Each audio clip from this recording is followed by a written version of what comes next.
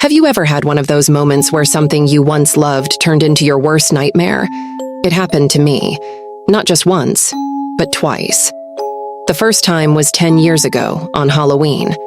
A night that used to be filled with joy, laughter, and excitement. But that year, everything changed. My favorite holiday became something I feared, and I'll never forget the reason why. It was Halloween night in the late 1980s, and I was 22 years old. Our village was small, quiet, surrounded by thick woods that seemed to stretch for miles. Halloween was always a big deal here. Families would decorate their houses with pumpkins, ghosts, and skeletons. I had spent the day dressing up our two kids for trick-or-treating. My daughter was a little witch and my son was a ghost, their costumes homemade but perfect for the night. The house was filled with the smell of fresh pumpkin pies, and the air outside was cold, but in that perfect autumn way. Children laughed as they ran through the streets, knocking on doors for candy, their faces lit by the warm glow of jack-o'-lanterns. It should have been a happy night, but instead, it turned into a nightmare. My husband had been distant for weeks, and I couldn't shake the feeling that something was wrong. That night, my worst fears were confirmed. I caught him with our neighbor, the woman who lived just 2 houses down, someone I had trusted. It wasn't just an affair. It was a betrayal that shattered me completely. We argued viciously, the kind of fight that leaves you trembling. The night that had started with costumes, candy, and smiles had turned into something ugly. My heart pounded in my chest, and without thinking, I grabbed our 40-day-old baby, stormed out of the house, and slammed the door behind me.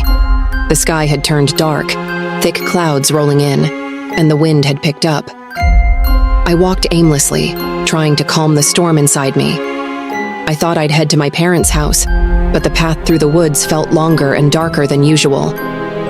My father had always warned me never to take that path after sunset, but I was too angry, too hurt to care. As I trudged through the trees, the shadows seemed to stretch and move around me. The leaves rustled in the wind, and the air grew colder. I clutched my baby tighter, trying to shield her from the cold, praying that it wouldn't rain. That's when I saw him. Standing under a large tree, just ahead of me, was a man. A strikingly handsome man in a Dracula costume. His tall frame was cloaked in a long black cape, and his slicked back hair caught the faint light of the moon. His eyes were piercing, dark, and mysterious, with a hint of danger. He looked like something out of a Halloween movie, the perfect Dracula, right down to the white fangs peeking from his smile. "Leaving the party so soon?" he said, his voice smooth, deep, and almost hypnotic. I didn't answer, just kept walking. But he stepped out onto the path, matching my pace, his presence too close, too strong to ignore. "Such a shame," he continued, his voice dripping with charm.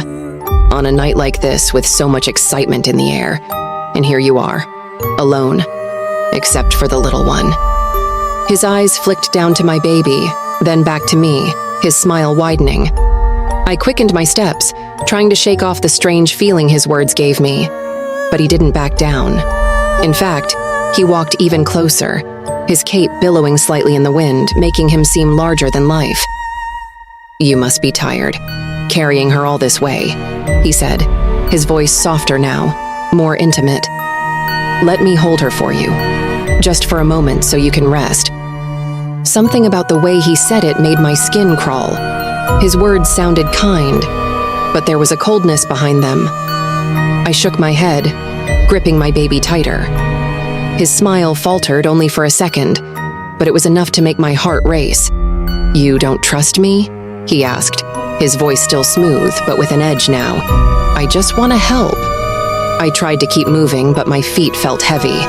I was tired, more tired than I realized, but the thought of handing my baby to this stranger felt wrong. I didn't answer him, just kept walking. That's when his voice changed.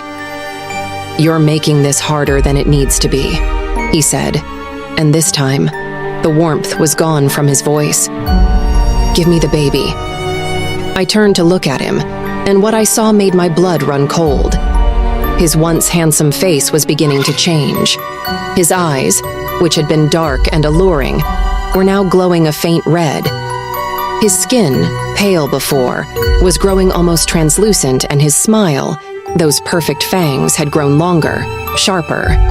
"Give me the baby," he hissed, his voice no longer human. I stumbled back, clutching my child to my chest, my heart pounding in terror. The man's face twisted into something grotesque, his features stretching and contorting. His Dracula costume had become something far more sinister. His once smooth voice turned into a low growl, and his eyes burned with an unnatural hunger.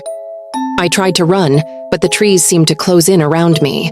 The path stretched endlessly, and no matter how fast I moved, he was always there, close behind, his voice echoing through the woods.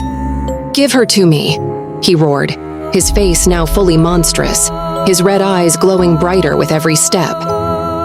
Desperate, I began to whisper the prayers my grandmother had taught me as a child. My breath was ragged, my legs burning, but I couldn't stop. I couldn't let him take my baby. The creature was almost on top of me now, his twisted hand reaching out. In a final, desperate move, I bent down, grabbed a handful of dirt and leaves from the ground, and flung it at his face, whispering one last prayer. To my shock, it worked. The creature screamed, a sound so horrifying that it cut through the air like a blade. The dirt seemed to burn his skin, smoke rising as he writhed in pain. His twisted form fell to the ground, thrashing wildly.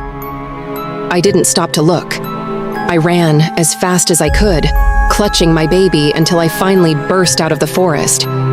The rain had started pouring down, soaking me to the bone, but I didn't care.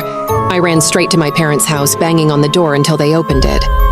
When they did, I collapsed on the doorstep, shaking and gasping for air. For the next week, I couldn't speak. The encounter had left me broken, terrified in a way I had never known before. It was a miracle that I had survived, that my baby was still alive.